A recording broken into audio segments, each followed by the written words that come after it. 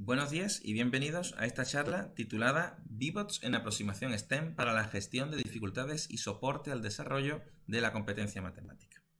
Mi nombre es José Piñero y presento esta charla acompañado de alumnas colaboradoras de esta facultad, de la Facultad de Ciencias de la Educación de la Universidad de Cádiz, que son Gloria Coello, Mayra Marín y Paula Lobo. Y ahora os comentaré por qué están aquí estas maestras en formación. En la charla que hoy les presento vamos a ver una experiencia realizada e implementada en un aula de tercero de educación primaria. Esta experiencia ha sido llevada a cabo por estudiantes de magisterio del grado en educación primaria durante su periodo de practicum. Pero ha sido codiseñada entre estas maestras en formación y el investigador, la persona que aquí les acompaña. Una vez implementadas estas experiencias, han sido analizadas usando un instrumento validado dentro de la didáctica de la matemática, que es el análisis didáctico, ¿verdad? En esta propuesta se trabajará el desarrollo de la competencia matemática de los niños de tercero de educación primaria, ¿no? Que son los que van a participar de la propuesta, y su gestión del rechazo a las matemáticas. Pero también se trabajará por mi parte, el desarrollo del conocimiento especializado del profesor de matemáticas, ¿verdad? Es decir, los conocimientos profesionales de mis alumnas del grado de educación primaria, y se trabajará una aproximación STEM, ¿verdad? Como subproducto de todo esto, vamos a obtener recursos para mi propia docencia en la universidad y vamos a tener una primera aproximación al STEM dentro de la universidad, algo que todavía se puede mejorar. ¿Por qué hemos decidido trabajar de esta manera? Bueno, pues resulta que ya desde hace tiempo se viene detectando que el mal rendimiento de los estudiantes españoles, de los alumnos de educación primaria, en las pruebas PISA, correlaciona directamente con el mal rendimiento de las mismas pruebas, digamos, para los maestros de educación primaria. Es decir, que los alumnos de educación primaria son malos en mate porque sus maestros de educación primaria son malos en mate, para sorpresa de nadie. Entonces, hay varios informes en torno a esto, TEDS-M, el informe TEAMS, que si tienen algún interés por consultarlo, pues pueden contactar conmigo y yo se lo facilito. Y lo que se acaba exponiendo en esos informes es que existe una relación tóxica con la disciplina de las matemáticas, que los alumnos la perciben como un conocimiento inútil y desconectado de la realidad, y que por lo tanto tanto los maestros como los alumnos en sí mismos, ¿no? Desarrollan incompetencia matemática, ¿no? Porque aprenden memorizando y sin razonar y repiten unos patrones que siguen en la educación desde hace muchísimo tiempo, ¿verdad? Entonces los maestros han sido formados mediante memorización, solamente saben y conocen esa forma de practicar la enseñanza, y es la que practican una vez son maestros en ejercicio, ¿verdad? Eso al final lo que acaba provocando es una ansiedad matemática en diversos ámbitos, como son las tareas numéricas, la evaluación y la asistencia a las clases de matemáticas, y un rechazo a la materia, ¿verdad? Entonces, resulta que tanto los profesores en ejercicio como los profesores en formación tienen, por norma general, un deficiente conocimiento matemático y escasas habilidades matemáticas, y su aproximación didáctica es incorrecta, es memorística y no es la que recomienda el marco de NPCM. Y por lo tanto, los propios estudiantes prefieren normalmente no seguir estudiando matemáticas por ser muy difíciles y aburridas. De hecho, se da la coyuntura, según los informes que les puedo facilitar, de que los alumnos a los que no les gustan las matemáticas son los que al final acaban dando clases de matemáticas. Lamentable situación. ¿Por qué es importante esto? Bueno, pues esto es importante porque ya existen varios estudios y datos acumulados a lo largo del tiempo en los que se demuestra que a mejor rendimiento o a mejor población formada en ciencia y matemática, mejor o mayor PIB de los países. Es decir, que los países no son exitosos en el vacío. Los países son exitosos porque sus ciudadanos son exitosos. Si tus ciudadanos son iletrados y analfabetos, pues, en fin, así tendrás tu país, ¿verdad? Entonces, para continuar en una senda virtuosa, este país necesita que sus ciudadanos sean competentes en ciencia y matemáticas, ¿vale? Y de ahí que el cambio educativo se vaya haciendo poco a poco hacia una educación STEM, particularmente en Andalucía, que es donde yo ejerzo mi docencia y donde mis alumnos pues, normalmente van a acabar trabajando, ¿verdad? El marco curricular para la educación primaria ha sido renovado en verano de 2023, ¿verdad? y reconoce el nuevo marco educativo a la competencia matemática como parte de la competencia STEM, ¿de acuerdo? Por lo tanto, la matemática no se debe de enseñar como una cuestión desconectada de otra, sino que ya se la entiende como parte de un todo, ¿verdad? Esto es problemático porque acaba de preguntarse si los maestros o los futuros maestros saben sobre metodología STEM y cómo se puede implementar esta metodología STEM en el aula. Se da la casualidad de que mi pareja es maestra de educación primaria, hombre. Entonces resulta que los propios maestros en ejercicio no han sido formados en estas nuevas metodologías ni encuentran formas de aplicarlas en unas aulas que están masificadas. Esto no lo digo yo, lo dicen los propios compañeros de mi pareja, como les digo, y mi propia pareja, vamos, yo mismo voy a las aulas y lo veo. Entonces resulta también que los maestros en ejercicio no han sido formados en STEM.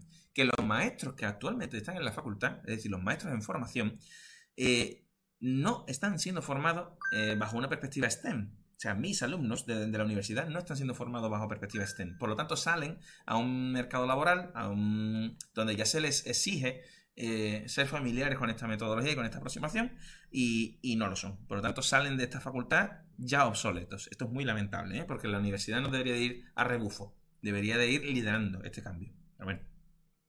Y finalmente existe evidentemente una dificultad para una implementación práctica de estas aproximaciones que tienen un sinfín de desafíos, no solo los materiales, sino los propios de la logística y de la cantidad de alumnos que tienen las aulas de educación primaria ahora mismo. Por lo tanto, normalmente los maestros lo que te piden es apoyo desde la universidad, bien sea desde los profesores que están allí en práctica o por otras vías.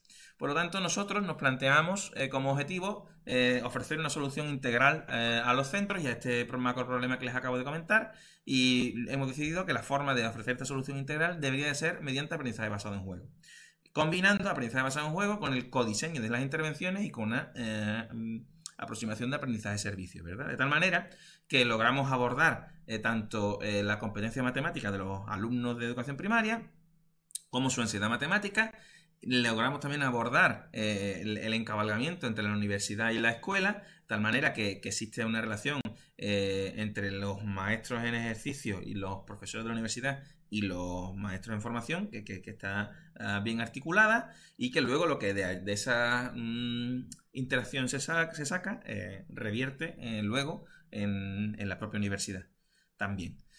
Los marcos teóricos en los que nos inspiramos son propios de la didáctica de la matemática, que es mi especialidad, ¿de acuerdo? Que son, bueno, estos referentes de aquí.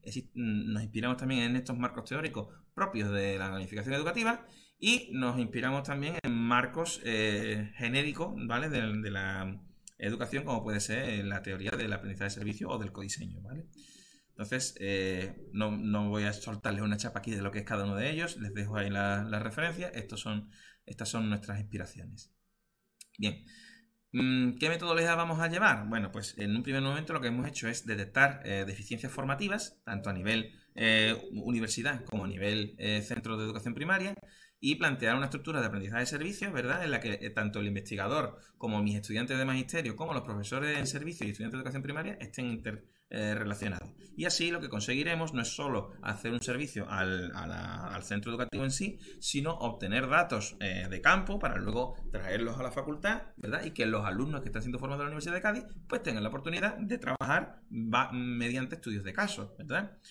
Entonces, vamos a seguir un diseño experimental pues como el que les he comentado, ¿no? Identificación de deficiencias formativas, codiseño de juegos educativos, implementación de estos juegos en los centros de educación primaria por parte de mis alumnos de trabajo de fin de grado y de practicum, evaluación de esos juegos, y luego eso se transcribe y se vuelca en las asignaturas de el grado en educación primaria. De tal manera que se crea un ciclo virtuoso en el que ya llevo años trabajando, ¿verdad? Y voy haciendo una colección de casos de estudio en coles de aquí del entorno de la Universidad de Cádiz.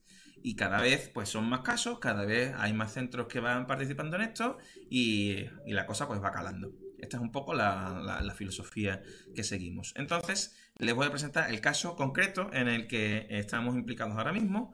que es un caso de alumnos de tercero de educación primaria, ¿verdad? En el que hemos trabajado conocimiento espacial y aproximación STEM. En este caso, no sé si conocen este juguetillo.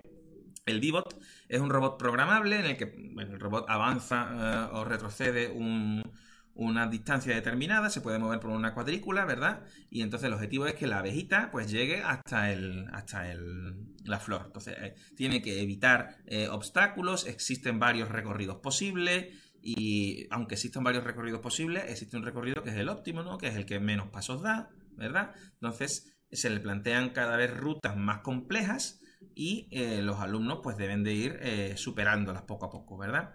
Entonces la idea es que se les proponían varios mapas y los alumnos podían ir solicitando más mapas a demanda. Es decir, que cuando completaban el primer nivel podían parar o podían seguir jugando.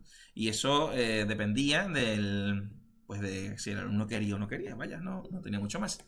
Entonces, aquí tenemos algunos casos de transcritos, ¿no? Eran equipos de unos 4 o 5 alumnos de educación primaria y pusimos una grabadora en cada uno de los grupos de trabajo. Entonces, en estas transcripciones que aquí les dejo, hay muchas más, evidentemente, pero por limitaciones temporales no vamos a ir a más.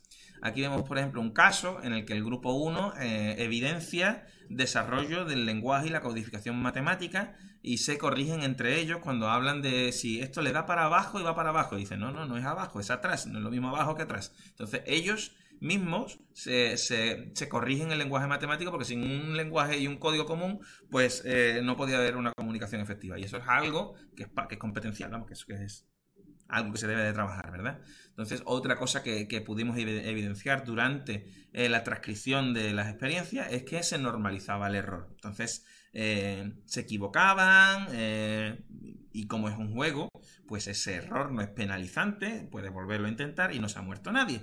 El error es el mecanismo por el que se aprende, ya no en matemáticas, sino prácticamente en la vida. Entonces se normalizaba eso, con lo cual se actuaba sobre la ansiedad matemática y de hecho es una de las subcompetencias matemáticas que el currículum de educación primaria reconoce, ¿no? La resiliencia al error. En otro grupo, en este caso etiquetado como grupo 2, pues vemos un caso de optimización y mejora de la estrategia. Es decir, desarrollan un camino para llegar hasta la flor y se dan cuenta de que son capaces de generar un camino que tiene menos elementos de código, ¿verdad? Con respecto al código, ese recorrido que tiene que hacer la abeja hasta llegar a la florecita se codifica, pues eso, en pasos hacia adelante, giros hacia la derecha o hacia la izquierda, ¿verdad? Y tienes que irlo registrando en un papel o donde tú quieras, ¿verdad? Y debes de volcar ese registro de papel, lo debes volcar y debes de codificarlo en la abejita. Entonces resulta que tú tenías un proceso de ensayo, error y optimización de ese código, de ese algoritmo que tú has generado, ¿verdad? Y eso implica desarrollo del pensamiento computacional, que es uno de los elementos novedosos, digamos, que incorpora el currículum en educación primaria. ¿De acuerdo?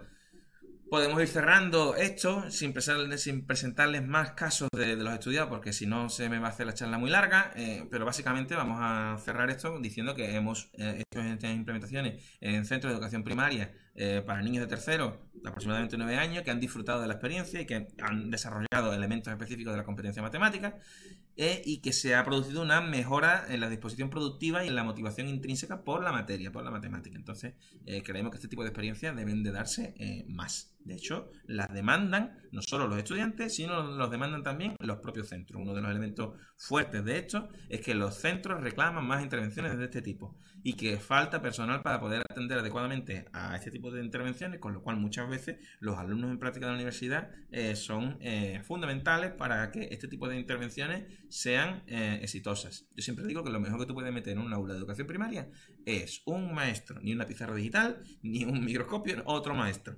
Eso es lo mejor, en mi perspectiva, claro.